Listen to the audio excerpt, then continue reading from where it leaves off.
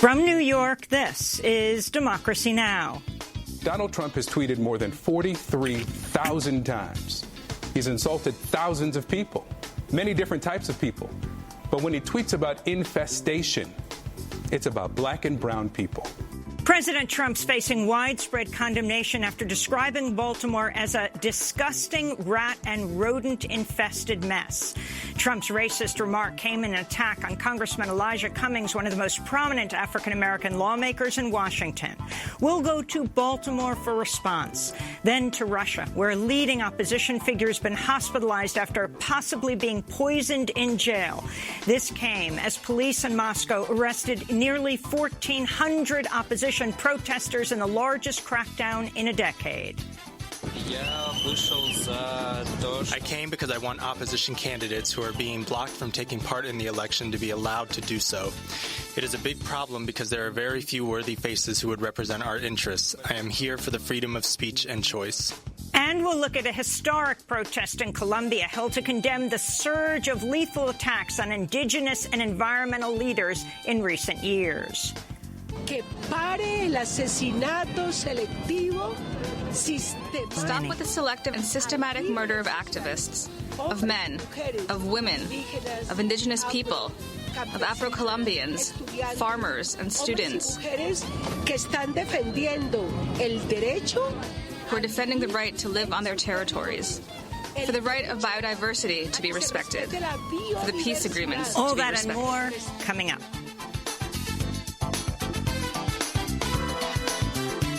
Welcome to Democracy Now!, democracynow.org, the War and Peace Report. I'm Amy Goodman. Baltimore residents and representatives are defending their city after President Trump described Baltimore as a disgusting rat and rodent-infested mess as he engaged in a Twitter attack against House Oversight Chair Elijah Cummings, one of the most prominent African-American lawmakers in Washington. Trump tweeted Cummings' district is, quote, considered the worst in the USA, and no human being would want to live there. Trump's attacks came after Fox News ran a story about Baltimore and after Cummings criticized the conditions of immigration jails along the Mexican border. An editorial in the Baltimore Sun Saturday was headlined, "Better to have a few rats than to be one." On Saturday, CNN anchor Victor Blackwell choked up on air when discussing Trump's comments about his hometown. The president says about Congressman Cummings' district,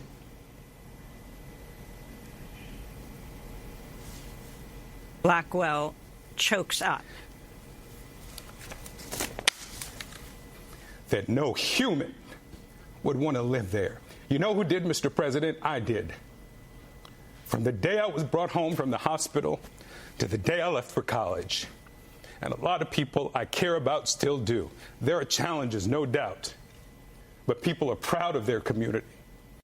CNN's Victor Blackwell noted Trump frequently used the dehumanizing word infested when describing people of color. We'll have more on this story by going to Baltimore after headlines. In Northern California, a gunman killed 3 people and wounded at least 15 others at the annual Gilroy Garlic Festival Sunday. The gunman was also killed at the scene by police who say they're on the hunt for a second suspect. One of the victims of the attack was a 6-year-old boy. Meanwhile, in New York City, at least one person died and another 11 were injured after a shooting at a popular block party in Brownsville, Brooklyn, Saturday. The annual event draws people to the neighborhood from out of state for musical performances and other festivities. People say they're looking for 2 suspects. In a 5-4 ruling, the Supreme Court Friday allowed President Trump to move ahead with the use of $2.5 billion of military funds to build his wall on the U.S.-Mexico border after he declared a national emergency in February. Last month, the federal judge halted the move, saying Trump does not have the authority to circumvent Congress to appropriate the funds required for construction.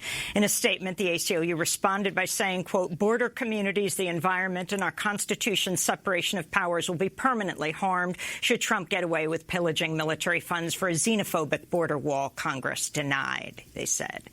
Meanwhile, in a surprise move, the Trump administration and the Guatemalan government signed what the White House says is a safe third country agreement Friday, despite widespread condemnation of the plan by human rights experts and injunctions by a Guatemalan court that halted the agreement from going ahead without approval from Congress. The agreement would require asylum seekers who journey through Guatemala en route to the United States to apply for asylum in Guatemala instead of at the the U.S.-Mexico border would primarily affect Honduran and Salvadoran migrants. The signing of the deal took place following threats from Trump last week to impose tariffs and other penalties, including a possible travel ban on Guatemala.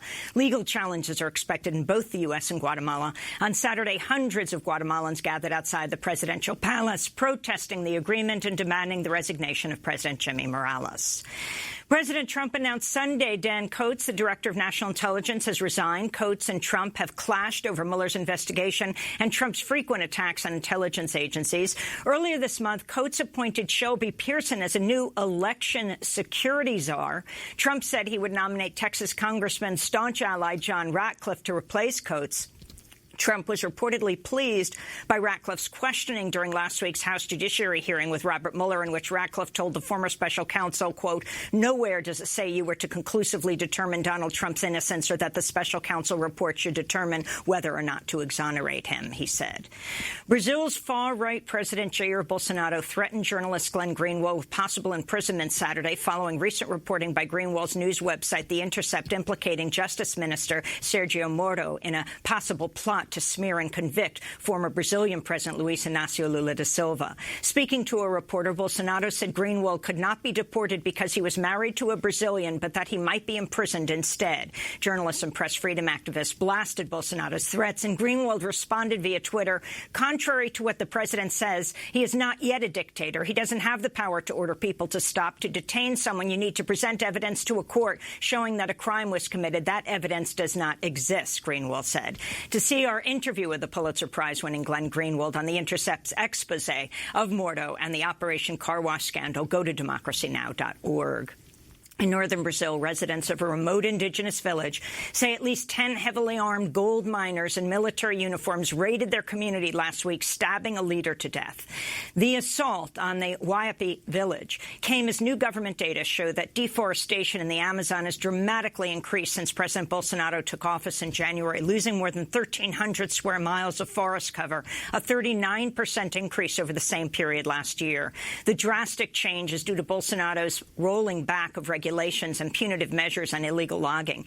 In May, a group of former Brazilian environment ministers warned, quote, "We're facing the risk of runaway deforestation in the Amazon." One former minister said Brazil was becoming an exterminator of the future. In Moscow, police responded to an opposition protest Saturday by arresting nearly 1,400 people and beating back demonstrators with batons. The protest was organized to denounce the recent barring of opposition candidates from running in an upcoming election for Moscow City Council and followed a similar protest a week earlier, which brought out an estimated 20,000 people. Meanwhile, one of Russia's most prominent opposition figures, Alexei Navalny, has been hospitalized after reportedly suffering an acute allergic reaction in jail. He was arrested Wednesday and sentenced to 30 days in jail. Navalny's doctor said he may have been exposed to some toxic agent. We'll have more on the protests in Russia later in the broadcast. In Hong Kong, police deployed tear gas and rubber bullets against pro-democracy protesters at a mass demonstrations that shook the semi-autonomous territory for the 8th straight week. Police say they arrested 49 protesters Sunday. The popular uprising started to demand the withdrawal of an extradition bill that would have sent people from Hong Kong to mainland China to face charges. But demands quickly grew for the resignation of Hong Kong's leader, Carrie Lam, an investigation into violence against demonstrators and pro-independence reforms. In Afghanistan, at least 20 people were killed and 50 others wounded Sunday after suicide bombers targeted the offices of a leading vice presidential candidate in the capital, Kabul. The blast preceded an hours-long gun battle that saw more than 150 civilians forced to evacuate the 4-story office building. No group has claimed responsibility for the attack, which targeted Amrullah Saleh, Afghanistan's former intelligence chief and running mate to President Ashraf Ghani, who's seeking another term in elections scheduled for September 28th. In Libya, the UN-backed Government of National Accord says an attack by a renegade general Saturday killed 5 medical workers and wounded 7 others at a field hospital outside Tripoli. It's the latest deadly assault on Libya's capital city by forces loyal to former Libyan General Khalifa Haftar, who already controls much of eastern Libya. In Bahrain, a 22-year-old activist died Sunday after taking part in protests against the execution of 2 men, despite calls from human rights groups and the United Nations to halt their killing. killings. The young man's cause of death is unknown, though activists say there were clashes with police during Saturday's protests. Local authorities have said he died of natural causes. The two executed men were convicted in a mass trial on terror charges last year, but human rights advocates say confessions were obtained through torture. Speaking to Al Jazeera, a Bahraini activist linked the timing of the executions to the recent announcement by the U.S. government that it's reinstating the federal death penalty. Mariam Al-Khawaja said, quote, Gulf states always feel they need a green light to commit the violence they commit. If the U.S. is going to start federal executions again, the Bahrain government feels it has the green light to do the same, she said. Meanwhile, in Britain, an activist who staged a protest against the executions Friday night on the roof of the Bahraini embassy in London reportedly had to be rescued by British police after he was seized by embassy staff. The Bahrain Institute for Rights and Democracy, which organized the action, say that embassy staffers tried to throw the demonstrator off the roof and that he could be heard screaming after being apprehended. British authorities say they were not able to verify that account. Back in the United States, the Justice Department approved the merger Friday of T-Mobile and Sprint in a move that critics say would increase cell phone bills for consumers by decreasing competition. The Justice Department say they only approved the deal after T-Mobile and Sprint agreed to sell some of their assets to satellite TV provider Dish Network to create a new wireless network. 13 attorneys general in the District of Columbia are suing to block the $26 billion merger. Senator and 2020 candidate Elizabeth Warren tweeted, "This merger will cost thousands of jobs, reduce wages, and further reduce competition in a sector that badly needs it. We need antitrust regulators with the courage to stand up to monopolies," Warren said. House Judiciary Chair Jerry Nadler said he'll petition a federal judge to get access to former special counsel Robert Mueller's secret grand jury evidence Friday, as his committee considers whether they'll undertake impeachment proceedings against President Trump. Nadler also said he would sue former White House counsel Don McGahn as early as this week to compel his testimony. 107 House Democrats have said they would back an impeachment inquiry. That's just 11 short of a majority on the Democratic caucus. And in Colombia, demonstrators took to the streets in more than 50 cities and towns Friday to protest a surge of lethal attacks on indigenous and environmental leaders. Since a historic peace accord was signed in 2016, over 400 human rights activists have been killed for their work combating illegal mining, drug trafficking, and land restitution causes.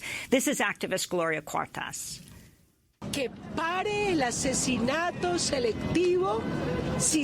Stop with the selective and systematic murder of activists, of men, of women, of indigenous people, of Afro-Colombians, farmers and students who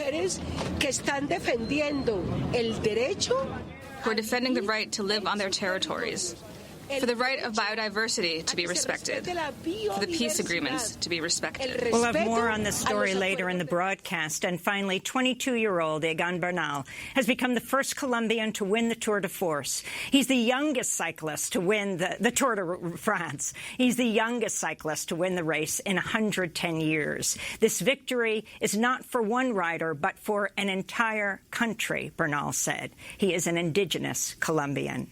And those are some of the headlines. This is Democracy Now!, democracynow.org, The War and Peace Report. I'm Amy Goodman. President Trump's facing widespread outrage after describing Baltimore as a, quote, disgusting rat and rodent-infested mess. Trump made the remark in a tweet attacking Congressman Elijah Cummings, one of the most prominent African-American lawmakers in Washington. Trump tweeted, Baltimore is, quote, considered the worst in the USA, and no human being would want to live there. Cummings, who chairs the House Committee on Oversight and Reform, has represented Maryland's 7th District, which includes parts of Baltimore, since 1996. Trump's initial tweets came after Fox News ran a story about Baltimore and after Cummings criticized the conditions of immigration jails along the Mexican border. Officials across Baltimore and Maryland denounced the president's remarks. The Baltimore Sun responded by publishing an editorial headlined, "Better to have a few rats than to be one." On Saturday, CNN anchor Victor Blackwell discussed Trump's comments about his hometown, Baltimore. Infested. That's usually reserved for references to rodents and insects, but we've seen the president invoke infestation to criticize lawmakers before. You see a pattern here? Donald Trump has tweeted more than 43,000 times. He's insulted thousands of people, many different types of people. But when he tweets about infestation, it's about black and brown people. Infested, he says. the president says about Congressman Cummings' district. Blackwell then choked up.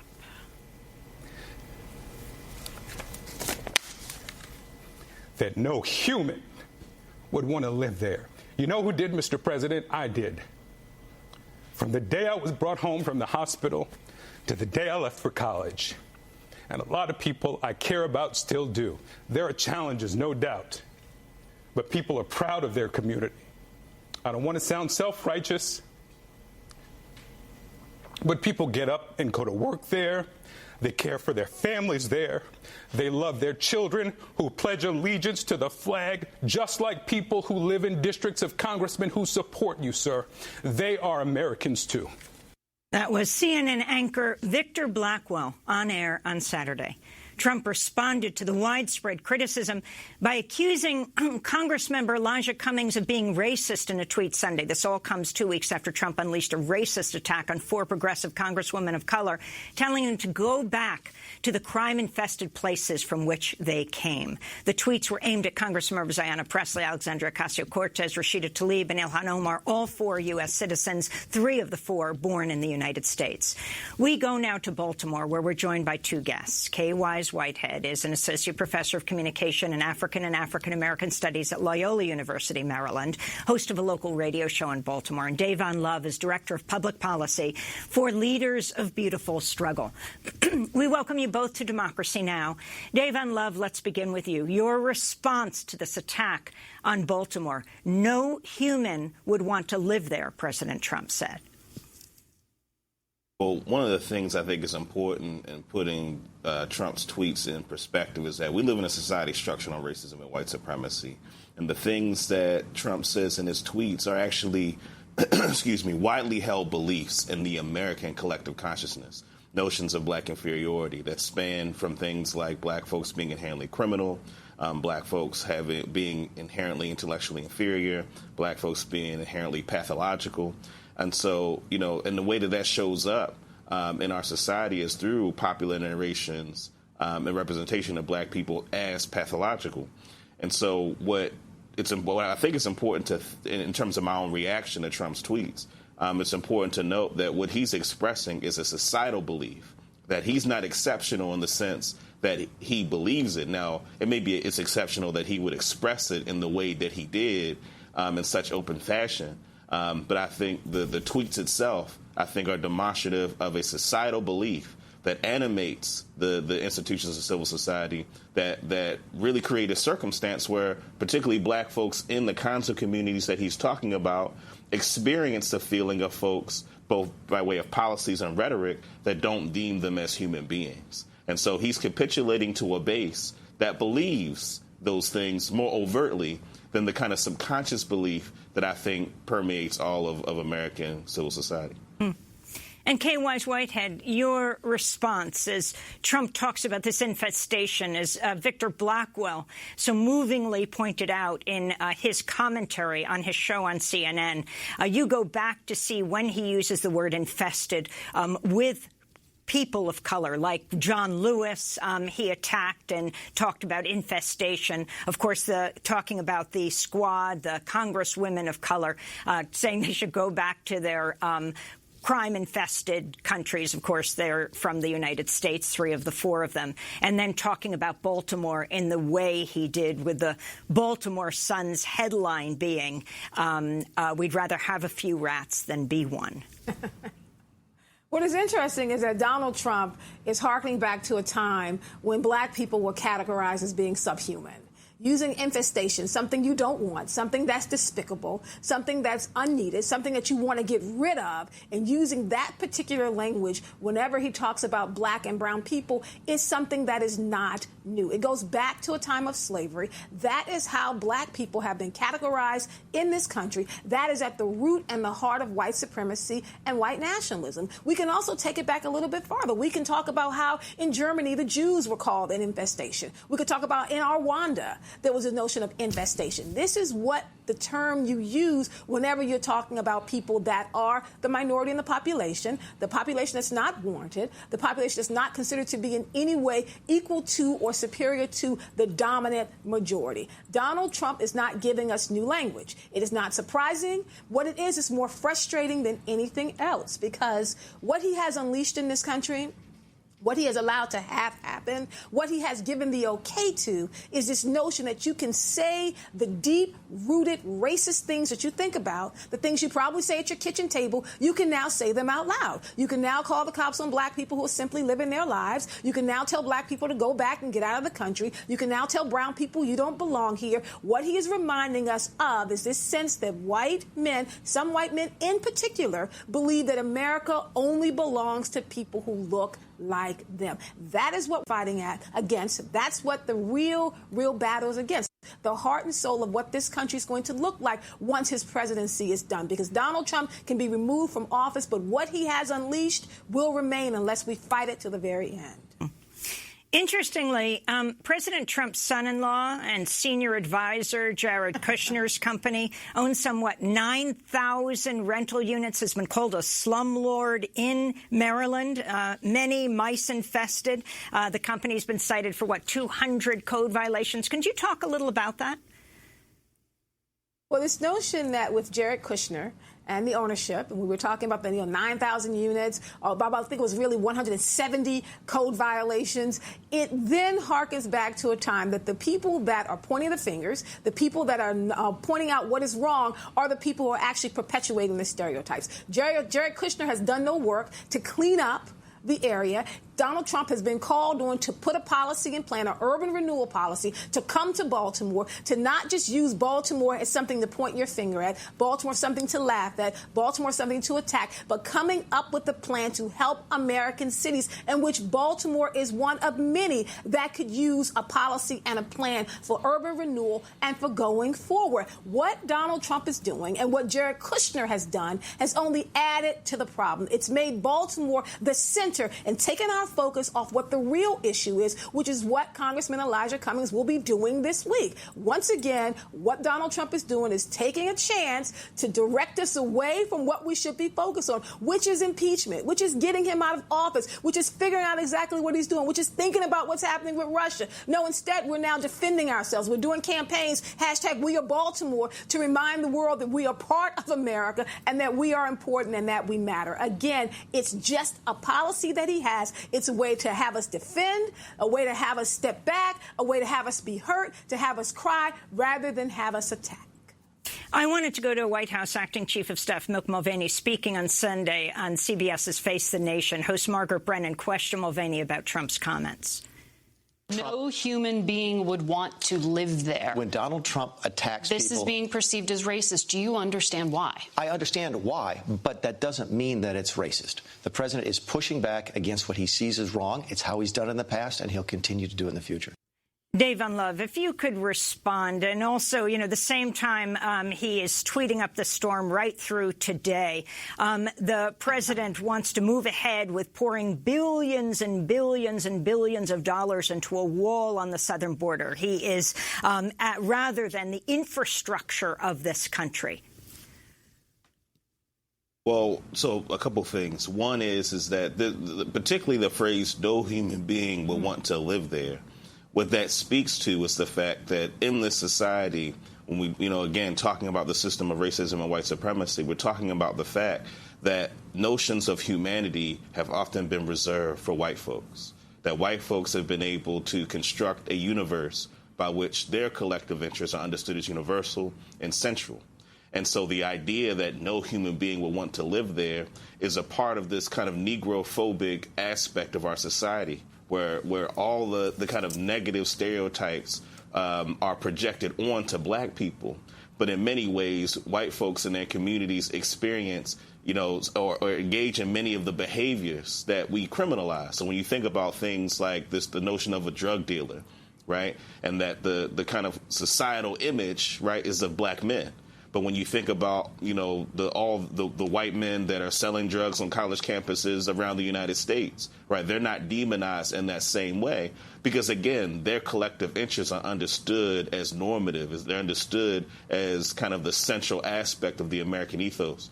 Furthermore, particularly in terms of, all the investments that the president has made as it relates to, so-called border security, I think it's important to understand that that is the remnants or the manifestation, the extension of the system of white supremacy, the idea of being secure, right, from the criminalized immigrants that come into the United States. That language is language that is borrowed right from, when you look at Birth of a Nation, first major motion picture film in the United States that was screened in the White House that represented a black man, a white person in blackface, a black man as a brute. And one of the central storylines was him as a rapist. Right. So we're talking about the language the president and the conservatives use about immigrants borrows directly from the playbook of white supremacy that characterizes black people as inherently criminal,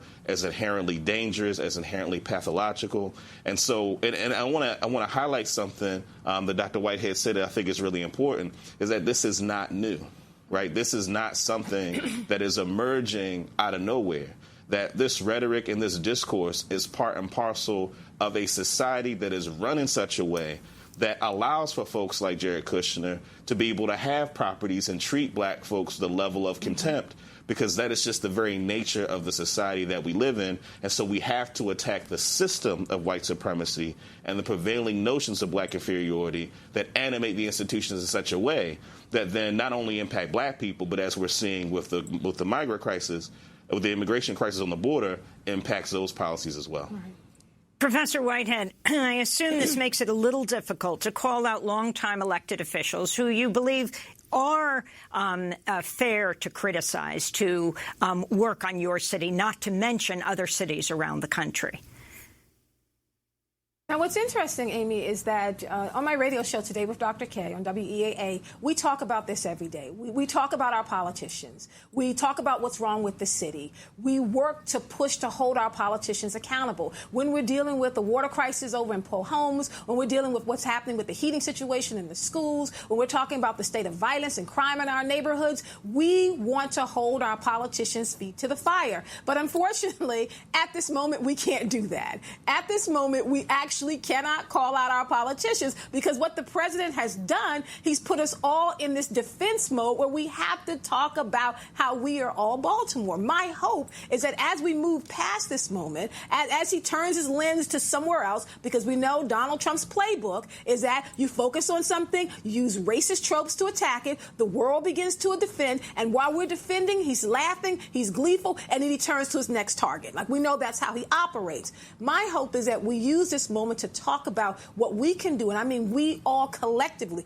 all of us here in Baltimore, all the people that say they love Baltimore, all the politicians who are working for Baltimore, we use this as a moment to come up with a strategy on how we can move this city forward. I know that Davon Love and Leaders of a Beautiful Struggle, for example, Erica Bridgeford and the Baltimore Ceasefire, we have organizations right here in this city doing the hard work. I want us to continue to do the hard work because Baltimore will survive. We're resilient. We can deal with the lens from the president, and we can still move forward and be better.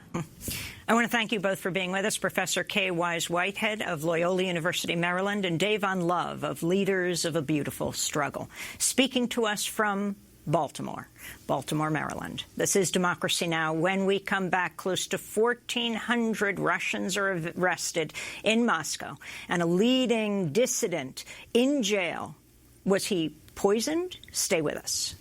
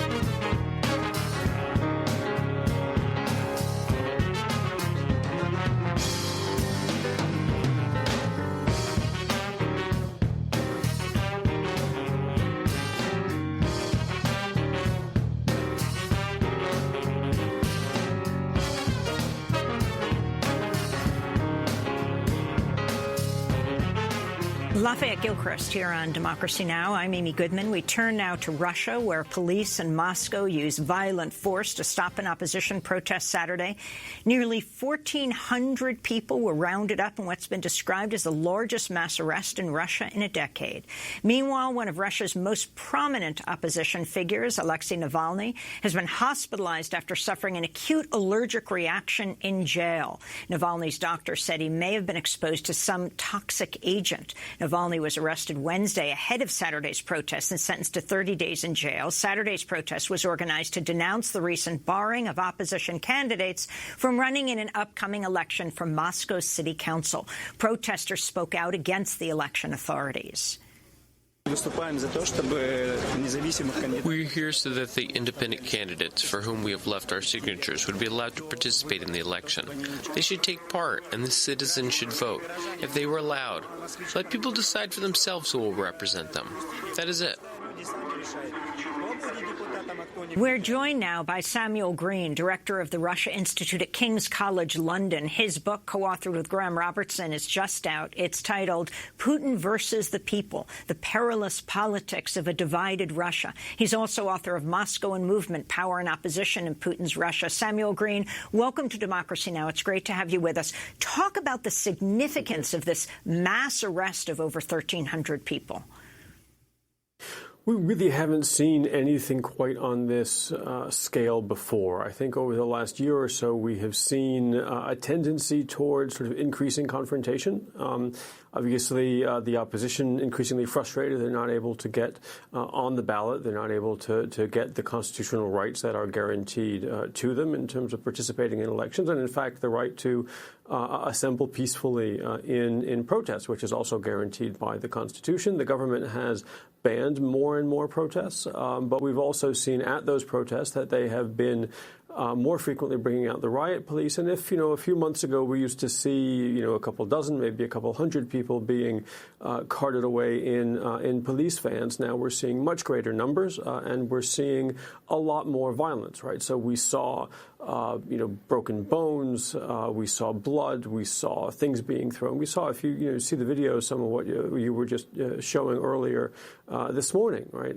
There's clearly a fairly vicious response. And I think it's worth noting that this response is not provoked, right? So the protesters are, to an extent, breaking the law in that the protests were not sanctioned by the government, but they were doing nothing more than occupying a public space, right? We didn't see rioting, we didn't see destruction of property, we didn't see rock throwing and that sort of thing. And talk about what's happened with Alexei Navalny, who was imprisoned on Wednesday. They said he was calling for the protests on Saturday, and now it's not clear what has happened to him. It is not at all clear, right? So he is periodically dragged off to prison for a period of time. This time it was for 30 days on the charge of calling for people to participate in an unsanctioned protest. He was fairly familiar with this drill, as a lot of opposition figures in Russia are these days. He was, during or just after the protests, sort of moved off to a hospital with what was called a severe allergic reaction. The report was that there was a lot of swelling around his face and neck. His doctors came out to the hospital, his personal doctors came out to the hospital to check on him. They were not allowed access. I think they were able to see him and to a certain extent interview him through a closed door, but not more than that. Their report is that it does not seem to be an allergic reaction. Their feeling is that there may be some kind of toxic chemical that has somehow entered his system. And, of course, people his doctor, in and around the opposition. He is calling for his sheets and everything around him to be tested. He was released, apparently, from the hospital, back in jail. And for people who don't know who Alexei Navalny is, if you could explain, and what's his relationship with Putin? Well, it's not a pleasant relationship. Navalny has been probably the most prominent opposition leader in Russia since the last major wave of protests against Putin emerged in 2011, 2012. He is a lawyer and a anti-corruption campaigner who's built a network of activists around the country, both to run anti-corruption investigations into public officials, including the president himself, but many others in the system, and to contest elections for office really throughout the political system. So going up from things like city councils, as we have coming up the Moscow City Council election in September, right up to the presidency. Navalny himself was barred from running in the presidential election in 2018, which, of course, Putin won handily. In a recent tweet, Samuel Green, you wrote, Putin knows he's more likely to be brought down by elite defection than by mass unrest. Can you explain? Sure. Right. So, Putin's role in the Russian political system, at least as I understand it, right, is to make the system work for the people at the top of the system, right? So there are a lot of very powerful interests in the economy, in the bureaucracy, in the security services, who, themselves are not exactly legitimate with the average Russian citizen, who see them as sort of living off the wealth of the country at a time when many Russians are not doing very well, right? When there's growing inequality and so on. Putin's role is to manage that system, but really, very importantly, to make sure that to manage the relationship with the Russian people, right? He can be popular at a time when the rest of the Russian elite are not, and he's been able to do that reasonably well. But what we've been seeing in recent months as the economy really has stagnated, really for the last 6 years or so, we've seen declining real incomes for ordinary Russians and no light at the end of the economic tunnel. So we've seen Putin's poll figures begin to decline. We're seeing now a majority of respondents to opinion polls in Russia say they think the country is headed in the wrong direction. And that causes some nervousness among elites in terms of whether or not Putin is going to be able to continue to run the system in their interests, right? And so he may have wanted to send a signal, right, to those elites that he is going to have, if you will, the courage of the system's convictions, right? That he will put the force of the state at the service of their interests and not be reticent to use violence, if need be, in managing the relationship with the opposition and perhaps with the public more broadly. Can you also talk about the murder of a very prominent LGBTQ activist, Yelena Grigorieva? And I'm sorry if I'm mispronouncing it. Last August, dozens of LGBT activists were arrested during a banned protest in St. Petersburg, speaking up for sexual minorities. What happened to her? Well, we don't really know. It is a little reminiscent of some of the conversations you were just having with your guests around the Baltimore and the climate of race in the United States, right? So Putin has run some of his campaigning and rebuilt a large part of his legitimacy around the use of wedge issues in ways that are familiar, I think, to American listeners and voters. One of the most powerful of which has been pushing against the LGBT community in Russia. So there's been a lot of punitive legislation, but there's also been just a lot of rhetoric, right, which has empowered people who are homophobic and who are inclined to use violence to feel that they can act with impunity. And so we have really, since this came to the fore in about 2012, we have seen increasing levels of violence among LGBT activists and, frankly, just members of the LGBT community in general. And because of the stigma associated with it, it's something that the police are simply not going to investigate with any seriousness. And so we're not likely, unfortunately, ever to know exactly what happened in this case. You mentioned the comparison with Baltimore. What effect does President Trump's deference to Putin have on Putin and on Russians in general? I mean, you have these mass arrests that happened, the largest in a decade, of almost 1,400 people arrested. Trump doesn't tweet against that. He tweets against Baltimore, saying no human would want to live there.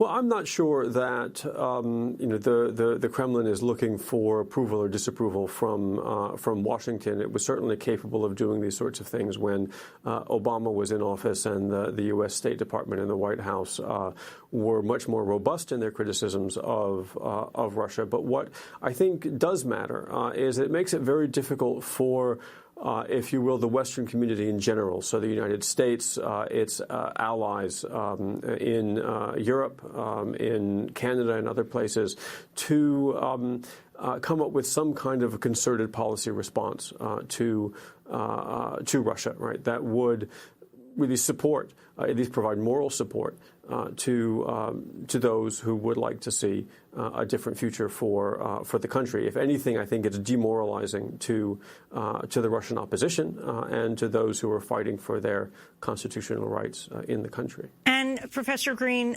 why local elections? Why? I mean, these are arrests around people calling for representation in the Moscow City Council. Why is this so significant in Russia today?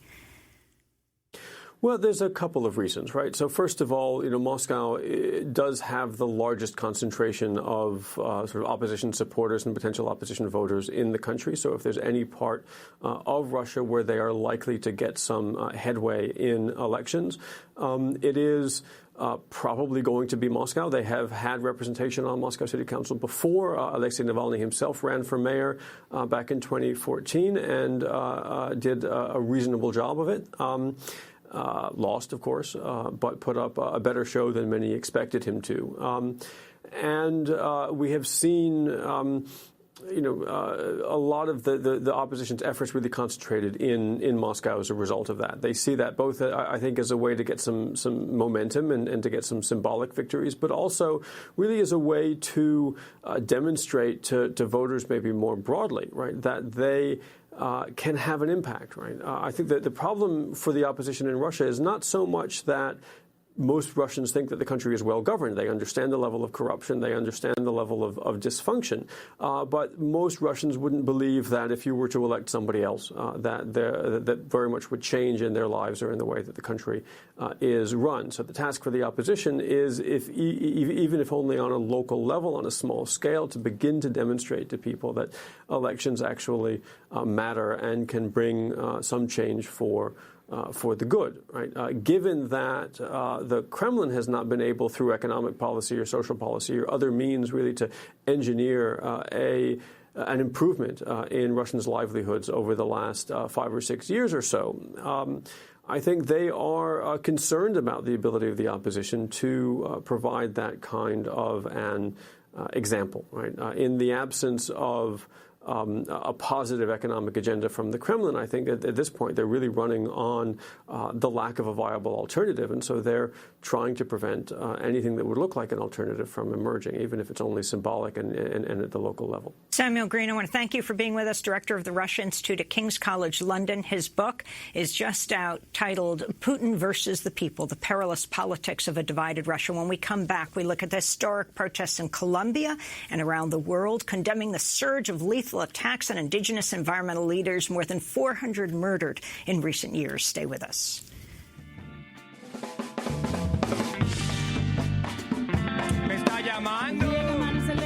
Recoge solo tus ideas, levanta para acá tu mirada para todo lo que venga. Me está llamando. El día que amanece lento, recoge solo tus ideas, levanta para acá tu mirada para todo lo que venga. Me está llamando. Semilla que va germinando, paciencia que el enfoque llega, el tiempo que flota en el aire, las horas al viento se entregan. Semilla que va germinando, paciencia que el enfoque llega, el tiempo que flota en el aire y el viento se entrega. De a poco te zafas del miedo, un dedo tras otro lo sueltan, en tu pecho una llamarada que por dentro quema. De a poco te zafas del miedo, un dedo tras otro lo suelta, en tu pecho una llamarada que todo lo quema. Te está llamando y me está llamando. Óyelo. Y un fuego que todo lo quema, un fuego que todo lo quema. Responde que te está llamando, responde que te está llamando. Un fuego que por donde quema, un fuego que todo lo quema, un fuego que todo lo quema.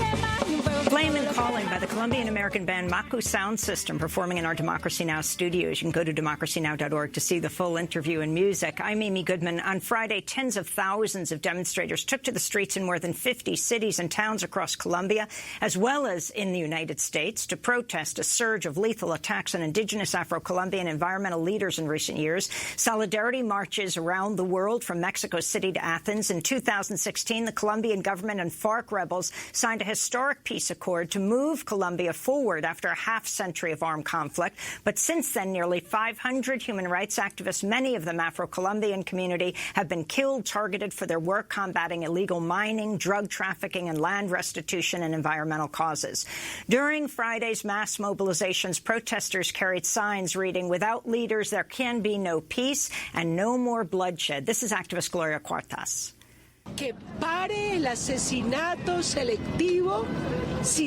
Stop with the selective and systematic murder of activists, of men, of women, of indigenous people, of Afro-Colombians, farmers and students who are defending the right to live on their territories, for the right of biodiversity to be respected, for the peace agreements to be respected. Friday's protest came after a heartbreaking video went viral showing a young boy screaming inconsolably moments after witnessing a gunman shoot down his mother. The child's mother was the renowned community activist Maria del Pilar Hurtado, who advocated for the rights of landless peasants. She was killed in the northern province of Córdoba last month. In the video, the child can be seen screaming in grief near his mother's corpse. For more, we go to Washington, D.C., where we're joined by Luis Gilberto Murillo. He served as governor of the predominantly Afro-Colombian Department of Choco, and in 2012, Murillo was the Minister of Environment and Sustainable Development in Colombia. From 2016 to 2018, under the previous president. He's currently a research fellow at the Center for Latin American and Latino Studies at American University, and was one of those who was protesting outside the Colombian ambassador to the United States' home in Washington, D.C. Luis Alberto Murillo, thank you so much for joining us. Can you explain why you were out in the streets Friday and so many were out in your country of Colombia protesting the deaths of more than 400 activists in Colombia over the last few years? Good morning, Amy, and thank you for this opportunity. Obviously, all Colombians went to the streets, a majority of them, last July 26, including here in Washington, where under the leadership of the Colombian Human Rights Committee here in Washington, we went to express our really sorry because of this tragedy of the killings of social leaders in Colombia. This is something that needs to move not only Colombia, but the entire international community. Most of the leaders that have been killed are social leaders, environmental leaders, community leaders, rural leaders that are really fighting for their rights. And what happened to Maria del Pilar Hurtado really moved the country. And we all went to the streets to really say that we are supporting these leaders, we are in solidarity with social leaders and against the assassinations, and also calling for the consciousness of Colombian society and the international community. And we really express our intention to break with the indolence and violence that have been really affecting all these communities in the areas that have been neglected for long time, and communities that really want to be included. Are communities that are fighting for peace, because those are communities that need basic services from the state, education, health, justice, to have the opportunity to access to the decent job. And this is why many communities like rural Afro-Colombians, indigenous, are really demanding the government to implement the peace agreement, because this is the opportunity for these communities to be integrated in a dignified way to the Colombian society. Who is killing the activists, the social leaders, the environmentalists? The right-wing president of Colombia, President Iván Duque, claims the numbers of murders have dropped. We're talking about more than 400 in the last few years since the peace accord was signed. Well, people that are being killed are being killed because they are demanding their basic rights, and particularly the rights to access to land and to be free in their territories. Because if you only one number, Amy, about what is happening in Colombia, particularly in terms of inequality. In Colombia, 1% of big land owners have like 50% of the land. Only 70% of the entire rural land in Colombia belongs to 0.4% of productive units, while units that are very small only have 2% of the rural land. So the inequality is very high. This is only one example of it. So these leaders are demanding access to land, for example, and they are being killed for those who want to maintain in Colombia the status quo in rural areas, to maintain huge land ownership, and to avoid these Colombians to have access to land and basic services, as I said. And something that is happening is that the political climate that is being created in Colombia because of the critics of the peace agreement is that those who are connected to illegal groups feel very empowered to attack social leaders and to avoid the implementation of the peace process. This is why we are demanding full implementation of the peace process. And in addition to that, also to end the killings of social leaders. It's not to decrease the numbers of killings, because each life, every life is precious.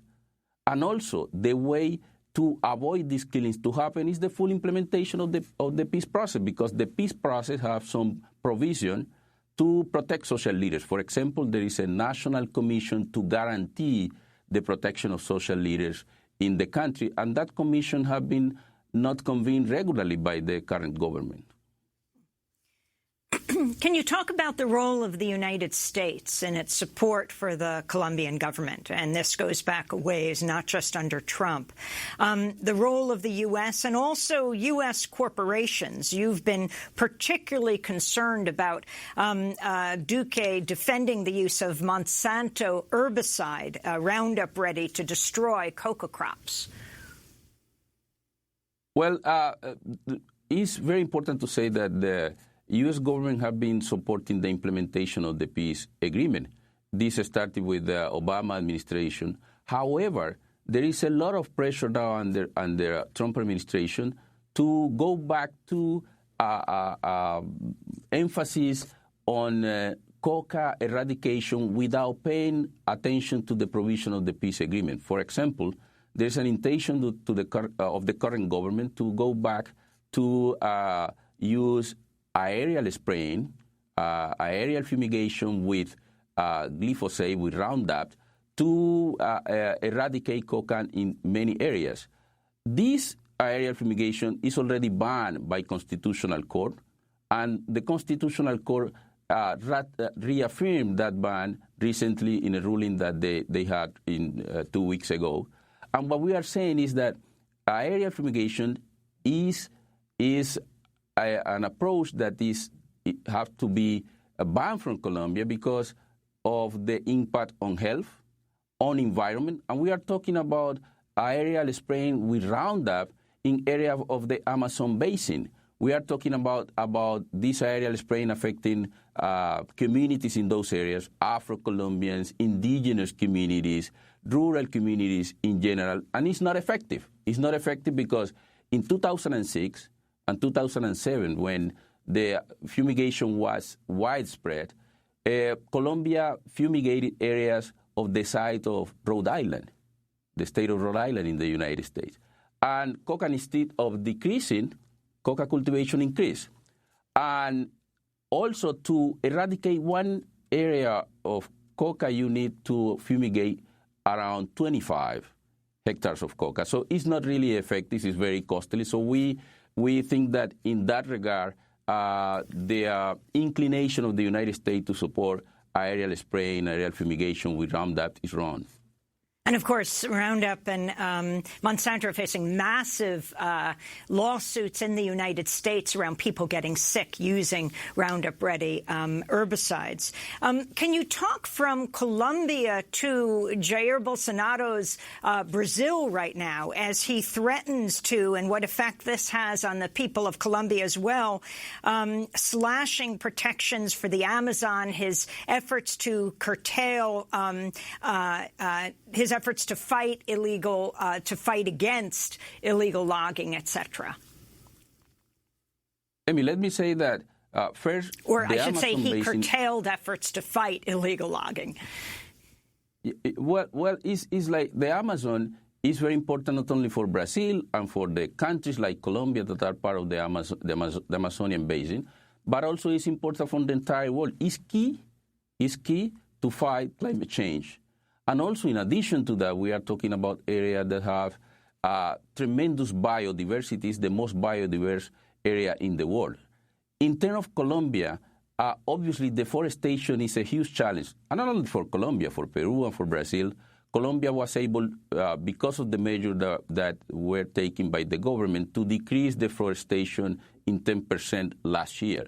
However, in Brazil, the policy is very different. Bolsonaro is a denier of climate change. I'm a member of his cabinet, and they are promoting a policy to increase the exploitation, increase the timber and logging in the Amazon basin, and that's creating obviously a climate for increasing dramatically deforestation in the Amazon, and this is very responsible for the entire region. And also, in addition to that, what we see is that is obviously weakening the implementation of measures to protect the rights of ethnic minorities, of indigenous communities, of Afro-descendant communities in their quilombolas that are key to protect that vital ecosystem for the entire world. And I think that in terms of the United States, we are inviting the United States and other countries to define a framework to really protect the Amazonian basin because of their importance. I think that the United States needs to give more priority to the protection of forests in the entire world, and particularly in the Amazon basin. And finally, in this last minute we have, I have to admit it was a little hard to get in touch with you yesterday afternoon, Luis. I don't know if it was because of what was happening in Paris, but 22-year-old Egan Bernal has become the first Colombian to win the Tour de France. He's the youngest rider to win the race in 110 years. This is what he said. Es increíble. Es increíble. No sé qué decir. It's incredible. It's incredible. I don't know what to say. Really, yes, I won the Tour, but I still don't believe it. It is just unbelievable. I think I need a couple of days for it to settle in. According to the BBC, Bernal's victory has resonated especially with Colombians from modest backgrounds, many of whom are from the same deprived, largely indigenous areas of Colombia's Andes Mountains. The significance of his win, Luis. Well, we are very happy. We're celebrating the entire day because, it's incredible, as he said, and Egan is a role model for the entire community in Colombia, but particularly for our communities, those for indigenous Afro-descendants, for rural communities, what we call the other Colombia, that it really have the hope to be integrated. And also many children and youth see now again as their role model to show that the only limit that they have is the sky, and they will face obstacles, but it is possible. He made this possible, and the entire Colombia is celebrating. And this is a moment of pride for Colombia and for the entire Latin American region. So we are really very happy and still celebrating. Well, Luis Alberto Murillo, we thank you so much for being with us. Twice governor, also former Minister of Environment and Sustainable Development in Colombia, former governor of the predominantly Afro-Colombian department of Choco. And that does it for our show. He was outside the Colombian ambassador to the United States House on Friday, along with so many others and thousands throughout Colombia protesting the murders of activists in Colombia. I'm Amy Goodman. Thanks for joining us.